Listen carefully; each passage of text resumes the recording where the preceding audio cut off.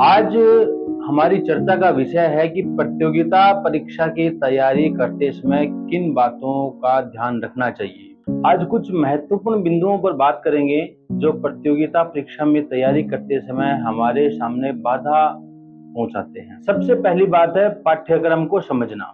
पाठ्यक्रम के जिस भाग से सबसे ज्यादा प्रश्न आते हो उस भाग को प्राथमिकता देनी चाहिए और ज्यादा से ज्यादा समय उसी भाग को दें। फिर अगली बात है कि एक शेड्यूल तैयार करें। जब भी आप प्रतियोगिता परीक्षा की तैयारी कर रहे हैं तो आपके पास अपना एक शेड्यूल होना चाहिए। अब हमें परीक्षा में पूछे जाने वाले महत्वपूर्ण बिंदुओं और प्रश्नों के प्रकार का अंदाजा हो गया है तो उन्हें उनके अनुसार विषयों को प्राथमिकता देनी चाहिए। इससे आपको पाठ्यक्रम के अनुसार तैयारी करने में मदद मिलेगी। फिर सबसे बड़ी बात है नियमितता की। आप यह प्रण लें कि आपको नियमित रूप से पढ़ना है। किसी दिन व्यस्त हो तो थोड़े समय पढ़ लो, लेकिन पढ़े जरूर। एक इस बात का जरूर ध्यान रखें कि खुद के नोट्स खुद बनाओ। किसी दूसरे के बनाए हुए नोट्स को पढ़ने में कोई फायदा नहीं है। यदि आप अपने नोट्स खुद बनाएंगे, अपने हाथ से लिखेंगे तो वह आपके दिमाग में आएंगे और आपको याद भी जल्दी होंगे। हमारे लिखे हुए बिंदु हमारे दिमाग में लंबे समय तक रहते हैं, इससे हमें फायदा मिलता है।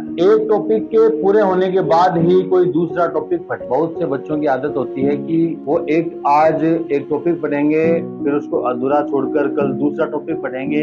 ये सही तरीका नहीं है। एक टॉपिक के पूरा हो जाने के बाद ही कोई आप दूसरा टॉपिक पढ़ें, बीच में अधूरा न छोड़ें। पढ़ने के लिए हमेशा एकांत स्थान का चयन करें। जिस स्थान पर आप पढ़ रहे हो वो एकांत होना चाहिए। और पढ़ने का समय सबका अलग अलग होता है। किसी को सुबह पढ़ना अच्छा लगता है तो किसी को रात को पढ़ना अच्छा लगता है। लेकिन मेरी राय में यह है कि आप सुबह यदि जल्दी उठकर पढ़ते हो तो उसमें उस समय पढ़ा हुआ जल्दी याद होता है। अपने सोचने की क्षमता बढ़ाएं।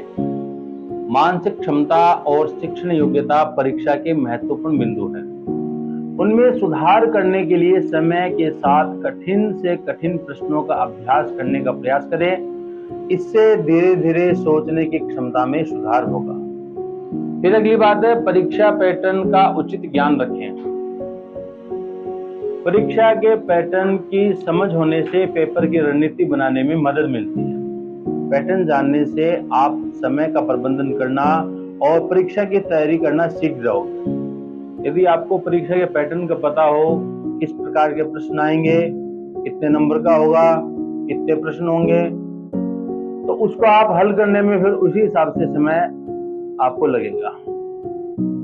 फिर अगली बात है मॉक टेस्ट जरूर दें। यदि आप कंपटीशन एग्जाम की तैयारी कर रहे हो तो आपके लिए मॉक टेस्ट एक बहुत ही आवश्यक साधन है। मॉक टेस्ट सबसे महत्वपूर्ण टिप्स है जिसे प्रत्येक प्रतियोगी को देना चाहिए। परीक्षा देने वाले प्रत्येक प्रतियोगी को अधिक से अधिक मॉक टेस्ट देने चाहिए। इससे न केवल प्रश्नों को बेहतर ढंग से समझने में मदद मिलेगी बल्कि आप अपनी तैयारी का स्तर भी जांच सकोगे। फिर अंतिम बात है रिवीजन। यदि आपने पूरा सिलेबस पढ़ लिया है तो अब बारी आती है रिवीजन की। जिन्होंने अपना सिलेबस पूरा कर लिया है वो रिवीजन जरूर करें। रिवीजन करने विषय वस्तु याद रखने में मदद मिलती है। आप अपनी कमजोरियों पर ध्यान दें, लेकिन साथ ही साथ मजबूत टॉपिक का अभ्यास करने का प्रयास जरूर करें। राष्ट्रीय और अंतर्राष्ट्रीय समसामयिक घटनाओं के लिए नियमित रूप से समाचार पत्र और न्यूज चैनल देखें।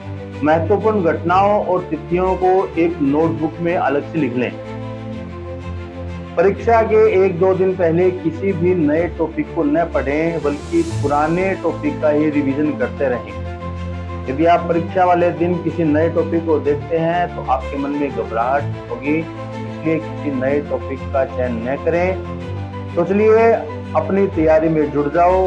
बस इसी प्रकार की कोई अन्य जानकारी प्राप्त करने के लिए कमेंट बॉक्स में कमेंट जरूर करें। वीडियो को लाइक करें, शेयर करें, सब्सक्राइब करें। जय हिंद, जय भारत, नमस्कार।